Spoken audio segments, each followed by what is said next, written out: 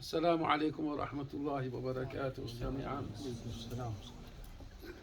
Dear Council, dear brothers and sisters, Mashayikh al-Kiram, of course, first of all, it's an honor to be here. And first of all, let us give you salams from our Sheikh al-Adil, Maulana Sheikh Nazim al-Haqqani, who would have loved to attend today, but he was caught up already with some other appointments from before. And so he's sending his salams and asking for your dua and asking Allah to grant you success and benefit with this gathering. And we are asking support from him and from all our masters and all the great ones that we are under their wings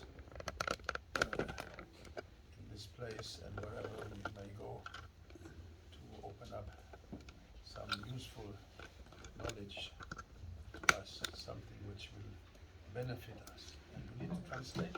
Yeah, I will translate to Bahasa Indonesia because some of my friends Okay, here let me can. stop here, Jan. Yeah. Not to make it too long. Ya, jadi beliau pertama ingin menyampaikan salam dari Syekh Adil Haqqani yang beliau tidak bisa hadir di sini, dan beliau mewakili beliau dan menyampaikan salam kepada kita semua.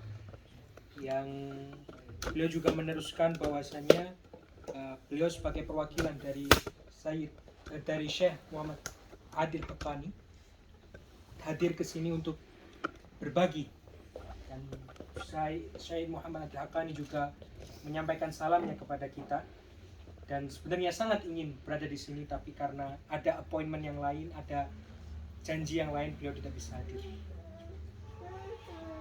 It makes us happy to see all of you sisters and brothers gathered in this way, in this place, for the sake of Allah. Because we are here in this world for the sake of Allah, if we know it or not, and if we are working for it or not. But our reason to be in this world is for Allah. He created us and He gave us a certain time span from the moment that we enter this world until we leave it. And He said, I've created you to be my servants, to be there for me, to be servants of Allah. And of course, He sent His messengers from Sayyidina Adam to Sayyidina Muhammad sallallahu alaihi wasallam to teach us how to be servants to our Lord. And after each prophet, He sent the representatives of these prophets, who are the awliya, who are not prophets, but they are representatives of the prophets, by keeping up, following and being example to people, how to follow that way, how to hold on to the way of Allah subhanahu wa ta'ala. Beliau juga menambahkan bahwasanya pada hakikatnya hidup kita di sini tidak lain dan tidak bukan adalah untuk menyembah dan beribadah kepada Allah Subhanahu wa taala. Dan beliau menyampaikan bahwasanya dari zaman Nabi Adam sampai Nabi besar Muhammad SAW, kemudian diteruskan oleh para aulia, yang pada hakikatnya beliau-beliau bukanlah nabi, tapi memiliki misi yang sama, tidak lain dan tidak bukan untuk apa? Untuk menyerukan ibadah dan kepada Allah Subhanahu wa taala. Allah says, أعوذ بالله من الشيطان الرجيم وما خلقت الجن والإنس إلا ليعبدون. I didn't create men and jinn for anything but to be my servants. And the commentators, the Mufassirun, they say Abudun here, servanthood, it means to know Allah, to realize Allah. Beliau menambahkan bahwasanya di dalam Quran disebutkan wa ma khalaqtul jinna wal ins illa liya'budun. Tidakkah saya menciptakan, kata Allah, manusia dan jin tidak lain dan tidak bukan untuk apa? Untuk menyembah, untuk ibadah. Dan beliau juga menambahkan bahwasannya Beliau menambahkan di dalam tafsir, apa arti dari tafsir ini? Hidup menjadi seorang hamba itu untuk apa? Untuk mengetahui Allah Subhanahu wa taala dan untuk menyembahnya. Jadi pertama kali ibadah maksudnya apa? Tahu Allah Subhanahu wa taala, kata beliau. And we hear from the Prophet ﷺ that the station of ihsan, which he mentioned, which is mentioned in the Jibreel hadith, the famous hadith, when Jibreel alayhi salam came to the Prophet and asked him about the religion. He spoke about different things. He spoke about 3 or 4 things. First, what is Islam, then what is Iman, and then he spoke about ihsan, which is the basis for the science which now we consider tasawwuf or Sufism. Beliau juga menambahkan bahwasanya tentang apa itu ihsan. Jadi sebagaimana yang mungkin panjenengan semua tahu tentang hadis Jibril yang terkenal, ihsan itu merupakan suatu step yang kedua, langkah yang berkelanjutan untuk mengenal Allah Subhanahu wa taala. Yang di sana lewat ihsan tersebut yang sekarang kita tahu lewat tasawuf, lewat sufism, itu merupakan langkah kedua untuk mengenal Allah Subhanahu wa taala. And the Prophet ﷺ, he described this station, this rank, this state of ihsan with 2 connected sentences. The first is ihsan means to worship Allah as if you see Him. And the second is, and to know that if you don't see Him or can't see Him, that He sees you. Beliau menambahkan bahwasanya ihsan itu apa? Ihsan itu ada 2 tahap, 2 jenis. Yang pertama yaitu ketika kamu beribadah, kamu seakan-akan melihat Allah Subhanahu wa taala. Jikalau kamu tidak bisa atau belum bisa, maka yakinilah bahwasanya Allah Subhanahu wa taala itu melihat panjenengan semua. So the first one describes what we may call muraqabah. To be in a state, or try to be in a state of knowing that Allah sees you. Because the first state, the state of shuhud, of seeing, of witnessing, is still close to us. Beliau menambahkan bahwasanya step yang bagi kita bisa yaitu namanya langkah pertama, muraqabah. Yaitu apa? Yaitu kamu yakin bahwasanya seakan-akan Allah Subhanahu wa taala melihat kalian. Karena untuk melangkah ke selanjutnya mungkin kita masih belum bisa, yaitu syuhud, bersaksi bahwasanya kita melihat Allah Subhanahu wa taala. So we are trying to reach to that state of ihsan by remembering Allah, because when we mention Allah or remember Allah, which we call dhikrullah, and there are many kinds of dhikr, it will bring us closer to that state of becoming aware that we are always in the presence of Allah. Dan bagaimana caranya kita menuju kepada tahap-tahap selanjutnya, yaitu dengan berzikir. Apa itu berzikir? Mengingat Allah Subhanahu wa taala. Yang lewat mengingat Allah Subhanahu wa taala itu bisa perlahan-lahan membuka pintu untuk kita bisa menuju kepada langkah selanjutnya, yaitu syuhud, melihat Allah Subhanahu wa taala. Allah says, "Wa huwa ma'akum aina ma kuntum." Sadaqallahu al-azim. He says, He is with you wherever you are. Karena beliau menambahkan bahwasanya sebagaimana kita tahu bahwasanya Allah Subhanahu wa taala itu berada bersama kita dimanapun kita berada. So this is the reality from the divine perspective. Jadi ini yang telah disebutkan beliau yaitu adalah suatu realitas lewat perspektif langit kalau saya sebutkan. But we, as weak human beings, because man is created weak, as it says in the Quran, we are often, or mainly, or mostly, in a state of ghafla, forgetfulness, heedlessness.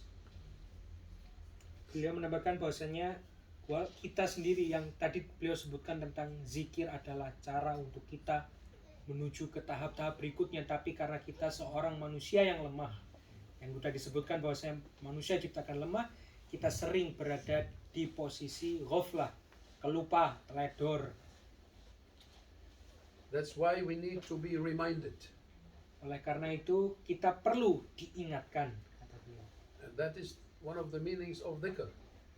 Dan itu sendiri merupakan arti dari zikir, yaitu mengingat. The reminder. Pengingat, kata beliau. And the dhikr is the means of polishing our hearts. Dan zikir merupakan suatu media untuk menghaluskan hati kita. So we need this polisher of our hearts, but for the real ma'iyah, the real being with Allah, Allah shows us a special way. Zikir merupakan media untuk menghaluskan hati kita, tapi di sisi lain ada juga jalan spesial untuk menuju ke sana. And Allah says, "Ittaqullah wa kunu ma'as sadiqin." Kata beliau apa? Salah satu jalannya adalah ittaqullah wa kunu ma'as sadiqin, yang artinya apa? Bertakwalah kalian dan gerombolo, berkumpullah kalian dengan orang-orang yang jujur, orang-orang yang soleh. So it means be fearful of Allah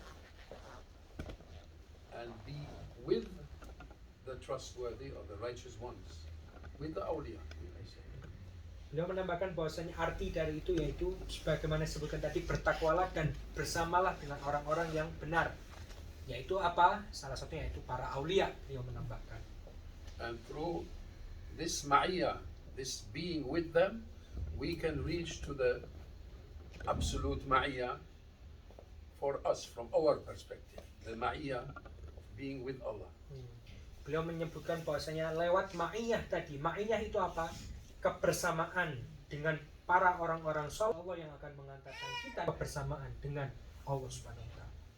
So there are these, let's say, two essential things. The one is to be with the good people, let's say, the trustworthy ones, the righteous ones, the salihin, the sadiqin, and the second is to remember Allah, to try to always be in a state of awareness that Allah is with you.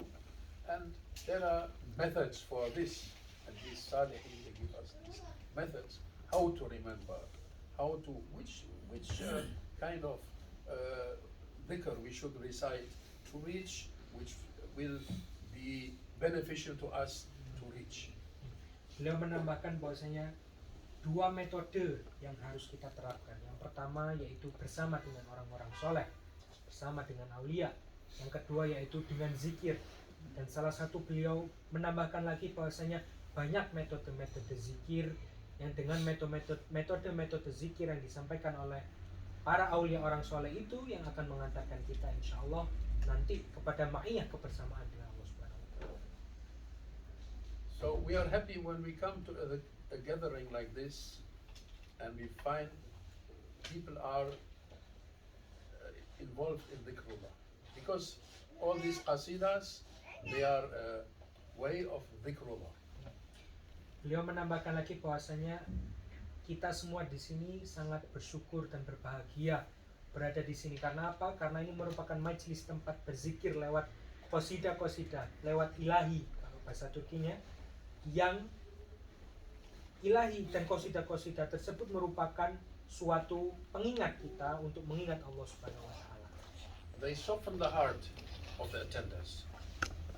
Yang lewat qasidah ini akan menghaluskan hati-hati para hadirin, para orang-orang yang datang, And drive away the forces of evil. dan lewat qasidah ini juga akan menghempaskan menangkal hal-hal yang jahat, hal-hal yang buruk. And they open a way to bliss and happiness in this world and the next. Dan lewat qasidah juga bukan hanya menghaluskan hati, menangkal kejahatan, tapi juga membuka pintu kepada kebahagiaan. And more than just by listening to beautiful melodies and voices, through pondering on the meanings which those masters who wrote these qasidas have intended to reach our hearts. Dan bukan hanya lewat suara-suara merdu yang disampaikan oleh para nasyid di majelis ini, tapi juga lewat menjadikan diri kita di posisi mengingat Allah Subhanahu wa taala dan mengetahui maknanya. Para penulis dari qasidah ini apa maksud utamanya, akan menghaluskan hati kita. So we thank Allah and we are grateful to Him for gathering us in one of paradise. Beliau menambahkan juga, alhamdulillah, syukur alhamdulillah. Terima kasih kepada Allah SWT kumpulkan kita semua di sini di Bustanul Firdaus, di kebun surga, taman surga, kata beliau. Because the Prophet ﷺ, he described the majalis, the gatherings of dhikr, as Riyad al-Jannah. Beliau menambahkan bahwa Nabi Muhammad sendiri itu menggambarkan majelis tempat orang berzikir sebagai Riyadul Jannah, yaitu taman-taman dari surga. This is a great blessing, and we ask Allah to keep our hearts connected to these kind of gatherings. Dan ini merupakan keberkahan yang luar biasa, dan semoga kita semua dikaitkan dan dikumpulkan kepada tempat-tempat majelis yang seperti ini. Amin. And to make them a means for us to constant remembrance of Allah. Dan sebagai majelis ini juga sebagai media mengingat kita agar selalu secara konstan tidak pernah berhenti untuk mengingat Allah Subhanahu wa taala. So we reach a state in which we remember Allah with every inhalation and every exhalation of breath. Dan lewat ini juga insya Allah kita bisa selalu mengingat Allah lewat setiap nafas yang kita tarik dan nafas yang kita keluarkan. And this is not easy. Dan ini bukan hal yang mudah, kata beliau. So the great ones, the masters, who are we to speak about it? They say, for each breath that you have taken without remembrance of Allah, you should ask forgiveness. You should say astaghfirullah. Beliau menambahkan bahwasanya para orang-orang yang aulia, master-master, kata beliau, itu menyebutkan bahwasanya ya kita ini ada apa, kata beliau, opo sih kita itu, kalau bahasa Jawanya. Beliau menyebutkan para master itu bilang bahwasanya setiap nafas yang kita hembuskan dan kita keluarkan yang tidak mengingat Allah Subhanahu wa taala, kita harus beristighfar dan meminta ampun kepada Allah Subhanahu wa taala. So once I said to Maulana Sheikh Muhammad Ali, "Oh Maulana Sheikh, how can we reach this? It's almost impossible. We would have to say astaghfirullah 24 hours every day almost." Beliau menyebutkan bahwasanya ketika beliau sambat, kalau bahasa Jawanya, tanya kepada Syekh Muhammad Adil bahwasanya bagaimana kita bisa melakukan ini, maka kita harus baca istighfar terus 24 jam, kata beliau. He just said, I had asked, how can we do it? He said, by the niyyah, by the intention. Kemudian apa jawabannya dari Syekh Muhammad Adil? Bagaimana kita mendapatkan fase tersebut? Apakah kita harus istighfar? Apa jawaban? Lewat niat, lewat intention, kata beliau, niat. So our actions are according to our intentions. Yang sebagaimana kita tahu bahwa semua yang kita jalankan itu tergantung pada niat kita. And we are given the chance every day, so many times, to renew our intentions. Dan kita sebenarnya diberikan kesempatan setiap hari untuk selalu memperbarui niat kita. For every prayer, at least, we make an intention. Bagaimana kita tahu? Paling sedikit setiap sholat kita melakukan niat. Without intention, there's no prayer. Kalau tanpa niat maka nggak ada sholat, It's invalid. nggak sah. It will just be some physical exercise. Karena kalau tanpa niat maka itu sama aja kayak olahraga. So we say we intend to worship you, O our Lord, in the way that you prescribed through your beloved Prophet sallallahu alaihi wasallam, to worship you by praying this prayer, the Dhuhr prayer, the Asr prayer, whatever kind of prayer we perform. And by this, we renew our intention to become servants of Allah. Beliau menambahkan lewat niat-niat sholat yang kita sebutkan. Saya berniat sholat zuhur, maghrib, asar, apapun itu, lewat lewat tata cara yang disampaikan oleh Nabi Muhammad SAW, dan itu merupakan tajdid dunia, merupakan cara kita memperbarui niat kita sebagai hamba yang apa? Yang beribadah kepada Allah Subhanahu wa Ta'ala. Allah. But we may renew our niyat, our intention, every morning when we get up and say, Oh Allah, let this day, this coming day, be all for you. Beliau menambah, Everything I do today, let it be for your sake. beliau menambahkan kita juga bisa memperbarui niat kita lewat setiap bangun pagi kita berniat bahwasanya semua yang saya lakukan, semua yang saya niatkan itu tidak lain dan tidak bukan adalah untuk lillahi ta'ala, Allah Subhanahu wa Ta'ala. And if we eat this sweet, alhamdulillah, looking very nice.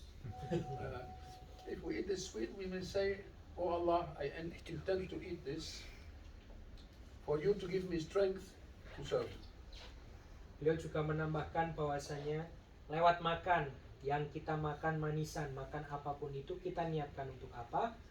Untuk memiliki kekuatan untuk beribadah kepada Allah Subhanahu wa Ta'ala. And when we go out to our work or we go to our studies, we say, Oh my Lord, I intend to go out to earn a living on your way in a halal manner, in a permitted manner, or I'm going out to acquire some useful knowledge on your way. Beliau menambahkan juga lewat salah satunya yaitu bekerja, yang ketika kita niatkan bekerja atau belajar itu untuk apa? Untuk mendapatkan penghasilan yang lewat jalan yang dibenarkan, jalan yang halal, yang itu untuk beribadah lagi kepada Allah Subhanahu wa Ta'ala. And by this way, we convert, we transform everyday actions into ibadat, into acts of worship. Dan lewat niat ini tadi kita merubah semua hal-hal harian kita menjadi suatu hal yang beribadah, berpahala. And we can do this with almost everything in our lives. Dan tentunya lewat ini kita bisa hampir melakukan semuanya lewat niat ini tadi. And this, at the same time, strengthens our awareness of being in the presence of Allah, because we dedicate our actions to Him. Dan beliau menyambungkan tadi tentang bagaimana kita mencapai tahap menyaksikan Allah lewat perbaruan niat ini. Secara tidak langsung kita menghadirkan diri kita selalu dalam hadir melihat Allah Subhanahu wa Ta'ala, bersama Allah Subhanahu wa Ta'ala. So we ask Allah to grant us pure intentions, Jadi kita meminta kepada Allah Subhanahu wa Ta'ala agar memberikan kita niat yang suci, yang bersih, and to make use of our precious time, dan selalu memanfaatkan waktu-waktu yang kita miliki. because our time is short. Karena kita nggak punya waktu yang banyak, kata beliau.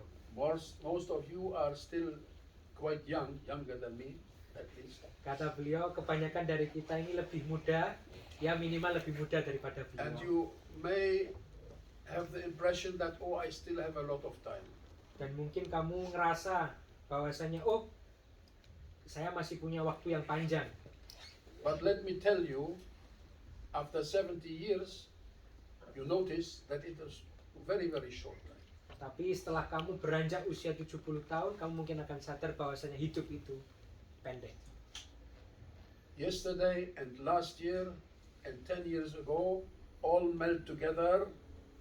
You look back and they're behind you, and you don't know, maybe I live one more day or 2 more days or 10 years, we don't know, but time to race is ahead. So let's make use of it. Beliau menambahkan kemarin, 10 tahun yang lalu, 5 menit yang lalu, semua itu seakan-akan jadi satu yang kita nggak sadar. Dan ini menunjukkan bahwasanya waktu itu singkat, dan mari kita pergunakan waktu itu dengan baik. Not to be like those people which are described in the Quran, who look back on the day that they are taken to account and say, oh, woe to me if only I had done this or this, or if I could only go back and do this and this. No, let's make use of our time now. Mari Let's remember Allah whenever we are, wherever we are. Let's not waste time with useless people and useless things. Let us look for whatever brings us close to Allah and whoever brings us close to Allah. Mari kita manfaatkan waktu kita melakukan semua hal yang membuat kita semakin dekat dengan Allah Subhanahu wa taala. Jangan sampai kita nanti menjadi orang-orang yang disebutkan di Quran, mereka yang menyesal bahwasanya coba saya beribadah dulu ketika masih hidup. Coba saya melakukan ini, melakukan itu. Semoga kita tidak menjadi golongan tersebut dan selalu mengingat Allah Subhanahu wa taala, memanfaatkan waktu kita agar lebih dekat kepada Allah Subhanahu wa taala. Oh Allah, give us useful knowledge. Amin. Semoga Allah memberikan kita ilmu yang bermanfaat. Oh Allah, make us firm on your path. Semoga Allah menjadikan kita orang yang selalu di jalan yang benar. Allah, give us success on your way. Semoga Allah menjadikan kita semua makhluk yang Let us be sukses in the presence of those that you love. dan selalu bersama-sama orang yang soleh yang kita cintai. And keep us far away from those that you don't like and that you are angry with them. Dan semoga kita juga dijauhkan dari mereka-mereka yang engkau benci, yang engkau tidak suka. We ask you for the people who are sick, give them healing. Semoga mereka yang sakit diberi kesembuhan. And for those who have passed away, show mercy to them and forgive them. Dan semoga yang meninggal juga diampuni dosanya Allah. Help those who are oppressed. Dan bantulah dan semoga dibantu mereka-mereka yang terzalimi. And let us never doubt your wisdom in what you decree. Dan semoga kita juga tidak pernah meragukan apa yang Allah janjikan. Because you say, and your words are true, your mercy is greater than everything else. Karena engkau ya Allah telah menyampaikan kepada kami bahwasanya rahmatmu lebih besar daripada apapun. It encompasses everything. Dan rahmatmu sendiri itu masuk terhadap semua hal. So make us worthy of this mercy. Dan semoga jadikanlah kami ya Allah sebagai para makhluk dan hamba yang layak untuk mendapatkan rahmat-Mu. Fill our hearts with light and mercy. Dan terangilah hati kami dengan rahmat-Mu. So we become mirrors of your mercy. Sehingga kita bisa menyampaikan, meneruskan rahmat-Mu. On the way of the one that was sent as a mercy for all the worlds, sallallahu alaihi wasallam. Yaitu lewat meneruskan estafet perjalanan Nabi Muhammad SAW yang memberikan rahmat kepada seluruh makhluk. We dedicate our gathering here to the most beloved of Allah subhanahu wa ta'ala, Sayyidina Muhammad sallallahu alaihi wasallam, and his companions and his family and whoever follows in his footsteps of righteous ones, our masters, our sheikhs, and whoever passed away in front of us doing good deeds. From al-Fatiha.